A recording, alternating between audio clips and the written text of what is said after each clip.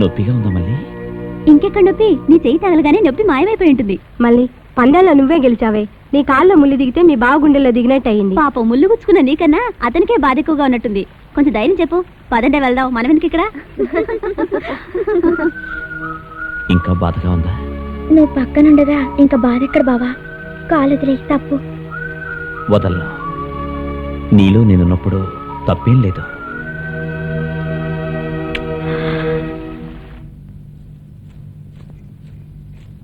ఏమిటి మళ్ళీ ఏదో చెప్తానని ఇక్కడికి తీసుకొస్తున్నావు? రా చెప్తాను. ఇప్పుడైనా చెప్పు.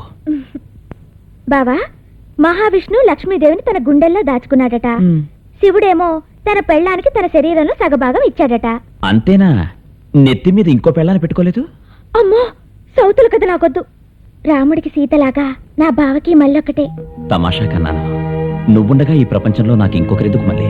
నాకు తెలుసు బావా, నీ గుండెల్లో నాకెప్పటికీ చోటుంది. ఇప్పుడు చెప్పు. ఆ గుండెల మీద దేవుడి సాక్షిగా కుంకుమ బొట్టు పెడతాను.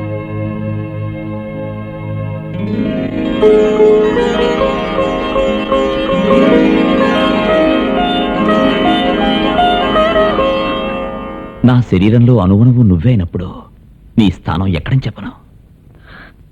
బావా,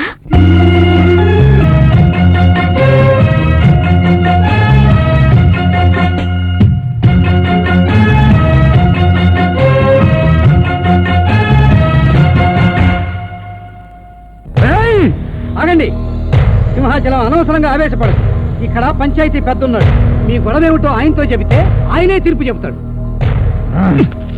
ఎంతసేపు గొడవ ఏంటి? ఈడు మా మళ్ళీతో తిరుగుతున్నాడయ్యా. తిరగడం కాదరా పుండాకోర్. మేమిద్దరం ప్రేమించుకున్నాం, పెళ్లి చేసుకుంటాం. పెళ్ళంటే మెళ్ళో మూడు వేస్తే సరిపోదు. పెళ్ళాలి కడుపు నిండా కూడి పెట్టగలగాలి. నువ్వో చదువు అంటూ ఉన్న ఆస్తి కొంప తగలెట్టేశావు. ఇప్పుడు అమ్మాయిని ఎలా పోషిస్తావు? ఏమ్మా మల్లిక, నువ్వేమంటావు? మా బావుంటే ఆస్తి ఎందుకయ్యా? మీ అమ్మ బాబు చస్తూ నా చేతుల్లో పెట్టిపోతే పాలు మీగడ పెట్టి నిన్ను పోషించింది ఈడికప్ప చెప్పడానికి కదే, నా పెళ్ళాన్ని చేసుకోవటానికి.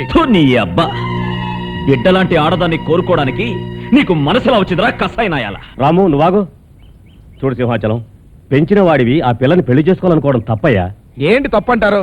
పెరట్లో మొక్కేసుకుంటాం, దానికి కాసే కాయల్ని పక్కింటి కోసుకోమంటావా? ఇది అంతే. అరటి పండు తిని తొక్కన ఈదులో గిసిరేస్తే ఏ పశువు తినిపోద్ది. అట్టాగైనా మోదు తెచ్చుకుని ఈదులో గెంటుతాను. అప్పుడు కావాలంటే 3 ముళ్ళు వేసుకుంటారు, 30 ముళ్ళు వేసుకుంటారు. వేసుకుని ఊరేగ మనం. ఏం కూసావు?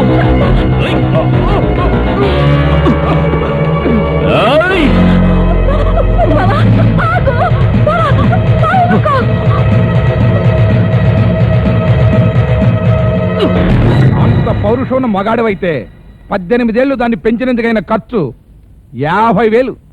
అది కట్టి తీసుకెళ్ళు. కడతాన్రా. సరిగ్గా 30 రోజుల్లో డబ్బు నీ మొహాన కొట్టి నా మల్లిని సొంతం చేసుకుంటా. నేను తిరిగొచ్చేలోగా నా మల్లికి ఏదైనా జరిగిందో ఇక్కడ ఊరుండదు, వల్లకాడుంటుంది. అంత డబ్బు ఎలా సంపాదిస్తావు బావా? డబ్బు సంపాదించడానికి బోలెడు మార్గాలున్నాయి.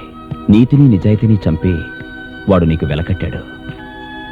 అందుకోసం ఓ మెట్టు దిగి నేను మోసం చేసిన డబ్బు తెస్తాను. అంటే మోసం చేసి సంపాదించిన డబ్బుతో నా మెళ్ళో 3 ముళ్ళు వేస్తావా బావా? వాడి డబ్బు కోసం నేను ఎన్ని తప్పులు చేసినా నీ మెళ్ళో కట్టబోయే తాళి మాత్రం నా రెక్కల కష్టంతోనే చేయిస్తాను.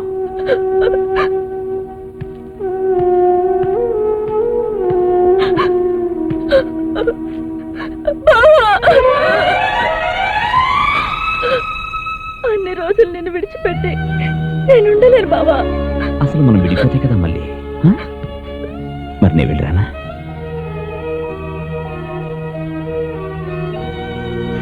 మళ్ళీ ఏడవకు మళ్ళీ.